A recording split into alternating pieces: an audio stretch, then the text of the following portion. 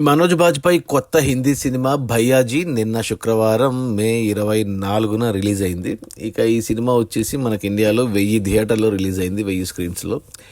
ఇక మొదటి రోజు కలెక్షన్స్ చూస్తే కేవలం 1 కోటి నెట్ మాత్రమే వచ్చింది ఈ సినిమాకు మొదటి రోజు. ఈ సినిమా బడ్జెట్ వచ్చి 20 కోట్లు అయితే మొదటి రోజు 1 కోటి వచ్చింది. ఇక ఈరోజు శనివారం, రేపు ఆదివారం ఏమైనా కలెక్షన్స్ ఉంటే ఈ 2 రోజుల్లోనే ఉండాలి. ఇక మిగతా రోజుల్లో కష్టమే.